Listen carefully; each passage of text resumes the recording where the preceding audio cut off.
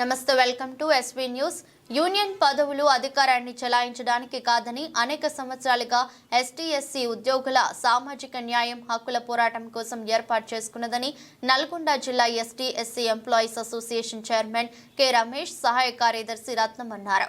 దేవరకొండ డిపోలో మంగళవారం ST SC welfare association Devarakonda depot నూతన కార్యవర్గాన్ని ఎంపిక చేశారు. ఈ సందర్భంగా అధ్యక్షులుగా నీనావత్ కోట్యా నాయక్, ప్రధాన కార్యదర్శిగా కేతావత్ దశరథ్ నాయక్, కోశాధికారిగా దారా యాదవులు ఎన్నికయ్యారని తెలిపారు. ఈ సందర్భంగా డిఎం మాట్లాడుతూ యూనియన్ హక్కుల కోసం పోరాడి సమన్వయంతో సంఘటితంగా దేవరకొండ డిపో సమస్యలు లేని డిపోగా తీర్చిదిద్దాలని తెలిపారు. ఈ కార్యక్రమంలో దేవరకొండ డిపో యూనియన్ ప్రచార కార్యదర్శి రామావత్ సాయిరాం, ఉపాధ్యక్షులు బిజే రాములు, ముఖ్య సలహాదారుడు డివి నారాయణ, దిప్లాల్, ఆంజనేయులు, డ్రైవర్, కండక్టర్లు తదితరులు పాల్గొన్నారు.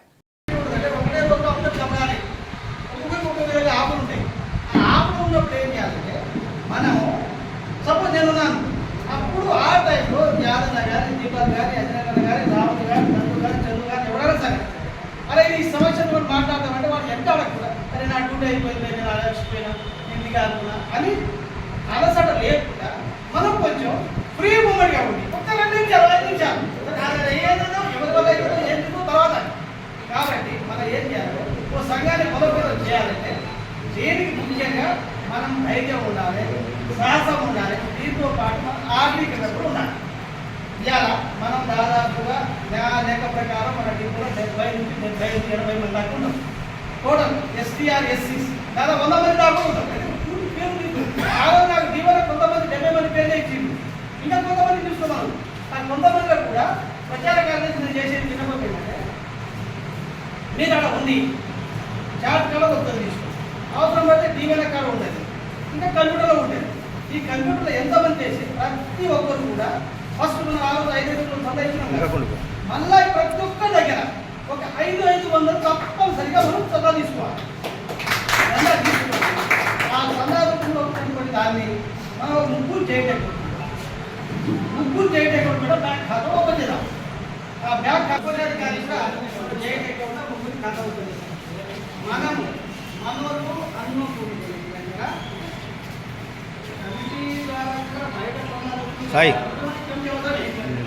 మనటి కూడా బ్యాంక్ అందరి దగ్గర వసూలు చేసే ప్రయత్నం చేయాలి. ఎందుకంటే మనం 10 రూపాయలు ఇస్తే వారికి సంఘం మీద ప్రేమ అనేది ఉంటుంది. చెప్పారు, బోధించు, సమీకరించు, పోరాడు. ఆ సిద్ధాంతం ప్రకారం ఇలా మనం చేస్తున్నాం. ఒక వారంకి బోధిస్తున్నాం, చెప్తాం రాండి అనేది. అనంతరంతా వచ్చిన తర్వాత కలిసినాం, కలిసి మాట్లాడుకుంటాం. నెక్స్ట్ స్టెప్ ఏంటి, ఎవరైంది కథలు సమీకరణ పోరాటం చేయాలి. అందరూ అది అప్పటి సిద్ధాంతం ప్రకారం మనం పనిచేయాలి. కానీ ఎవరు ఏం చేయాలి కదా, అందరూ బాధ్యతలు అందరూ పనిచేయాలి. యాదైనా కాదు, టీవీ అందరూ రెస్పాన్సిబిలిటీగా అందరూ పనిచేయాలి. ఇంకోటి ప్లస్ ఇక్కడ చూసిన మన కమిటీ లేకపోవడం కూడా పక్కన సుఖమే అవుతుంది. అది ఫార్వర్డ్ చేస్తాం కాబట్టి ఆ కమిటీ ఉంటే పక్కన అదుగుతుంది. ప్లస్ చిన్న ఉదాహరణ, ఒక ప్లేయర్ గారు ఎన్నికలు కేసు అయింది. దానికి ఎప్పుడే మన ఎంపీ గారు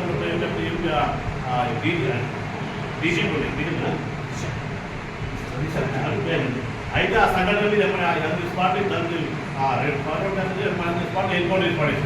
అదే రోజు మనం ఇచ్చేదో దాని తగ్గుతుంది, దాని దానికి దిక్కులేదు. అంటే అక్కడ సంఘటితం లేకపోవడం వల్ల జరుగుతుంది. ఇప్పటికి కూడా మన డిపోలో ఉన్నటువంటి సభ్యులు ఆ సంఘటితంగా పక్కని భయం అయింది. వీళ్ళు చేయకపోయినా హ్యాపీ అయిపోయినాడు. ప్లస్ జరిగినప్పుడు కూడా ఇక అందుకుంటారు, ఒక యాక్షన్ తీసుకుని ఇట్లా కంపెనీ ఉద్దేశం ఎందుకు దాకా. కాబట్టి ఆ సంఘటన మీద పనిచేయాలి మనం. ఇంకోటి, మనం ఈ సంఘం గట్టిగా బలపడాలంటే ఖచ్చితంగా ఆర్థిక ఉండడం అవసరం. కాబట్టి ఏ పని చేయాలన్నా ఆర్థిక ఉండడం అవసరం. కాబట్టి ప్రతి ఖచ్చితంగా చందా ఎంతో 100-200 కష్టం చంద చేయవచ్చు. అది ఎన్నో ఖర్చు పెడతాం, అది ఎవరి కోసం కాదు. ఆ చందడం ఎక్కువ ఆదరణకుంటే దేనికన్నా ఉపయోగపడతాయి. బ్రహ్మాండం దేనికైనా సాయం చేయకుండా ఎవరి కాకుండా జాయింట్ అకౌంట్ మీద అందరూ సాయం చేయగలరు. కాబట్టి ఖచ్చితంగా చందా డబ్బులు కావాల్సింది ఎంత 100 కాబట్టి ఈ విధంగా మనం ఈ సంఘటితం కావడం వల్ల ప్రతి ఒక్కరికి డిపోలో కూడా చాలా తేడా కనిపిస్తుంది. అప్పుడు నన్ను అడిగింది ఏం చేస్తారో ఉద్దేశానికి నేను చెప్పాను, ఏం చేస్తారో తర్వాత అర్థమైంది. అది ఇంతకుముందు మాకు ఇప్పుడు ఎందుకు కంపెనీ నిర్మాణం కాలేదు. నిర్మాణం కాకపోతే కంపెనీ ఏర్పడ్డాక అంతకుముందు నాకు మన సోదరులే ఏమైతే రకరకాల మాట్లాడు. ఆ సంఘటిత సభ్యులు ఏర్పడిన తర్వాత 6 మనం ఫోన్ చేసి మీ దాంట్లో అదే వచ్చింది. అంటే అర్థమైంది, అదే యూనిట్ ఏర్పడుతుంది. ఆ యూనిట్ మనలు పక్కన 6 భయం వచ్చింది. కాబట్టి ఈ సంఘటనలో మన ప్రతి ఉండాలి. తెలుసు మీరు అన్నట్టే ఏదో దగ్గర సంఘటనప్పుడు ఒక లక్ష్మే కాదు, ఒక లక్ష్మే దగ్గర మన పందరం గ్యాదర్ కాదు. అక్కడ ఒక లక్ష్యం వేరే చిన్న విషయం నువ్వు పుస్తకం ఒక్కటి కాదు ఆ సంఘటన ఫోన్ అందరూ ఆ 10 మంది భయపడతాం. అదే సంఘటన మన సభ్యులు జరిగినప్పుడు ఈ 50 తప్పకి 10 మందికు కానీ 50 ఎప్పుడు కాదు 100 10 మంది వస్తుంది అనే డౌట్ మన ఖచ్చితంగా అంబేద్కర్ చెప్పాడు ఒక్కరు కాకుండా 10 మంది బోధించు సమయం పోరాడు ఆ సిద్ధాంత ప్రకారం పనిచేయాలి, ప్రజలకు బాధ్యతలు చేయాలి. దానికి కావాలంటే ఆర్థిక వనరులు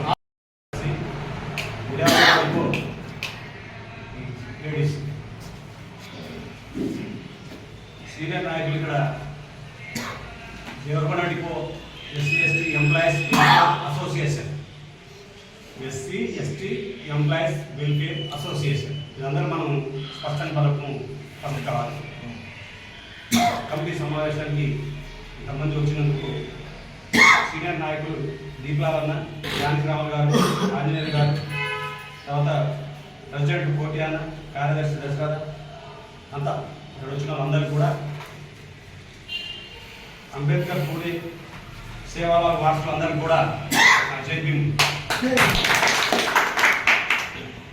ఇక్కడ మనం ఇందాక పెద్దలు చెప్పినట్టు ఎవరికి తల ఉంచదు.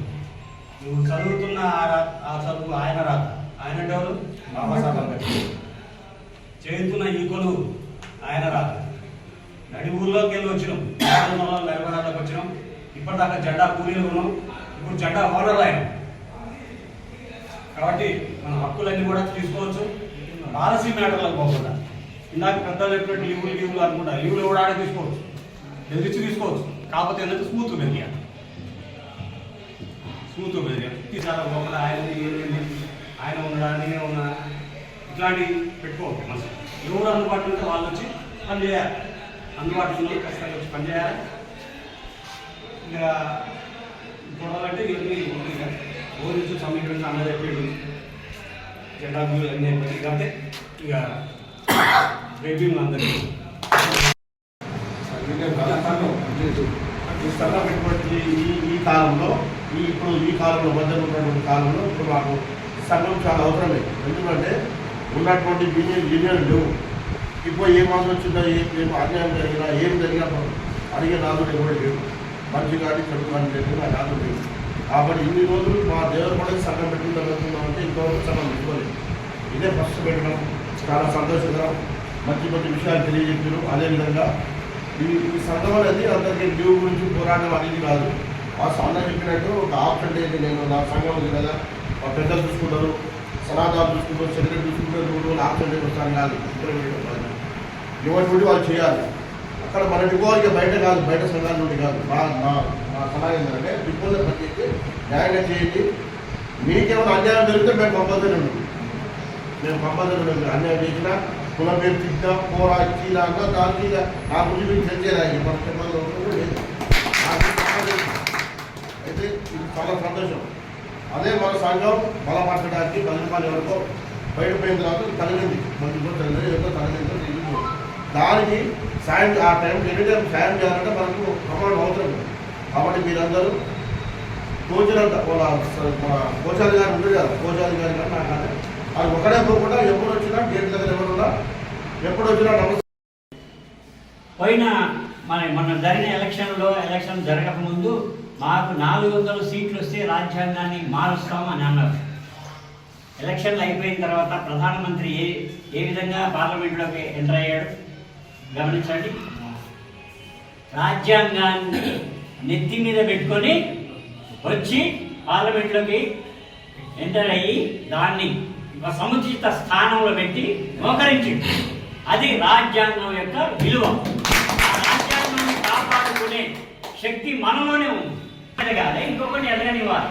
అప్పుడే ఆయన సిద్ధాంతాలని ఆశయాన్ని అమలు పరిచిన సమయం ఇచ్చిన డిపో కమిటీ సభ్యులందరికీ ముఖ్యులకు నా అభినందనలు. జై భీమ్.